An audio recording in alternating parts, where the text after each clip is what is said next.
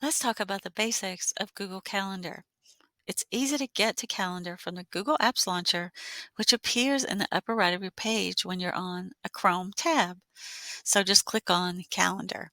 Alternatively, you can go to calendar.google.com. If you're signed into your Gmail, then your calendar will come right up. As you can see, this is month view of my school calendar here. So if I click this down arrow beside month, I can see all the ways that I can view my calendar.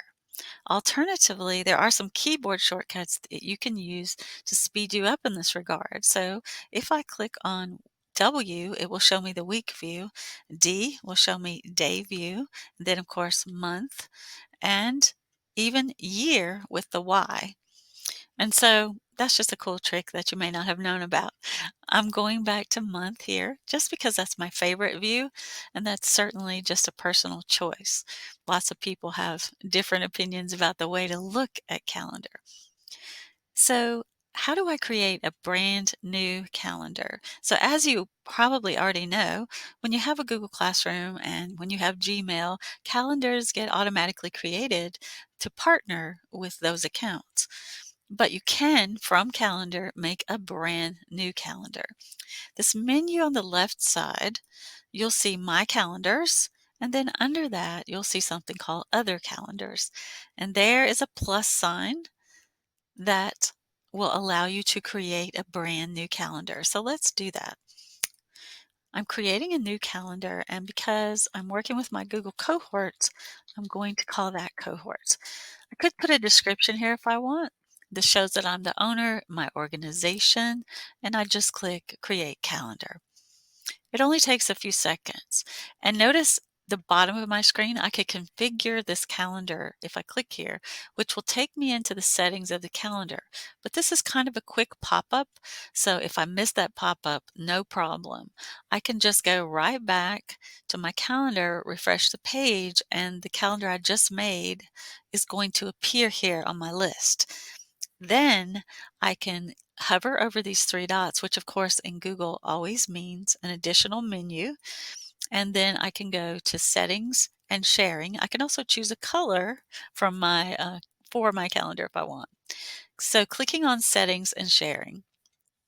Alternatively, if I opened this calendar, then there would be a gear over here in the upper right that it would take me to the settings as well.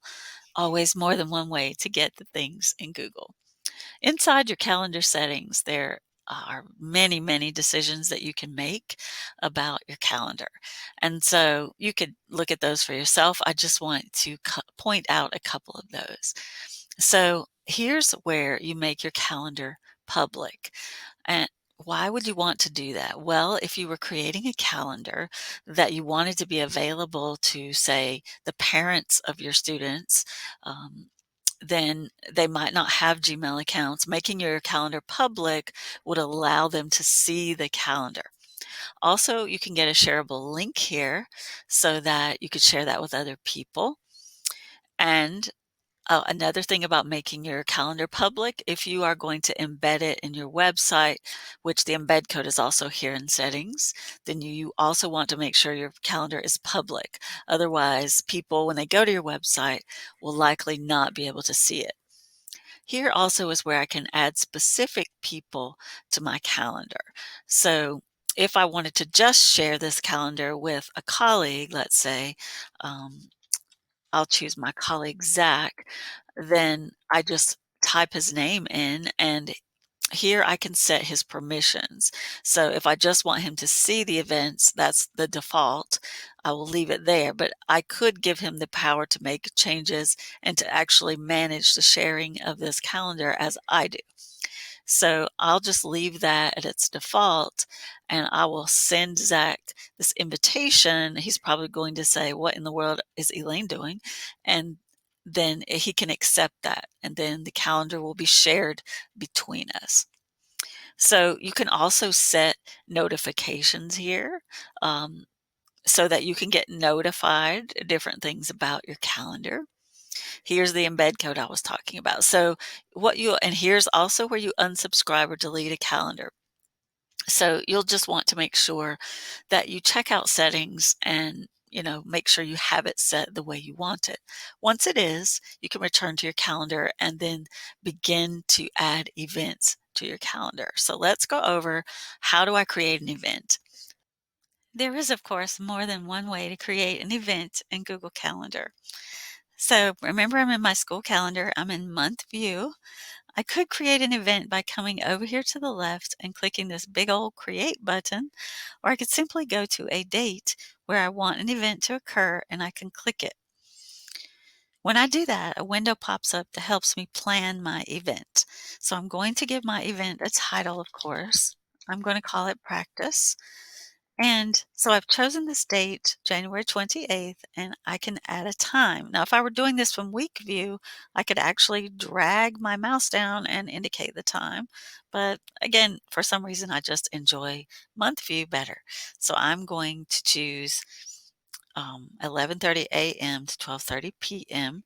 I could have checked that this is an all-day event. I could change my time zone. I can have this event repeat if I want. For example, if it's a meeting we have every week or every month, or this is also a great way to remember people's birthdays. You can have it repeat annually. So I'm going to choose not repeating. I can add guests. In this case, I'm going to choose my colleague Susan.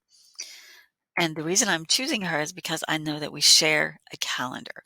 So because we share a calendar, I could actually click find a time and it would show me my calendar and Susan's calendar so that I could find a common time that works for both of us.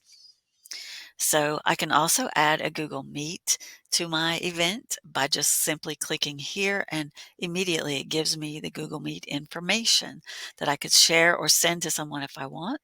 I can add a location or a room, like this will put in an actual map if I want to. I can attach or add a description. So I'm going to just go to my drive and I'm going to choose um, just something that an agenda. Let's say I wanted to share an agenda so that people would see it in advance. And here I can choose which calendar. How do I know it's going to the right calendar? What if I'm planning an event that shouldn't be on my school calendar, but should be on my new cohort calendar? I can click right here and it will show me every calendar. So I can make sure that I pick the right one, and I can even choose a color for the event. I can add a notification for myself. So I can do all sorts of things right in this little box. Then I click save, and it will ask me if I want to send invitations to my guests. If I say yes, then it will send an invitation that contains a Google Meet link, and so it's really convenient for the person. I'm not going to send that because I don't want to confuse my colleague, Susan. But as you can see, now my 11:30 a.m. practice event is here on the 28th. And now I've made this event and I'm done. And that's how easy it is to build an event and to make a calendar and to build an event in Google Calendar.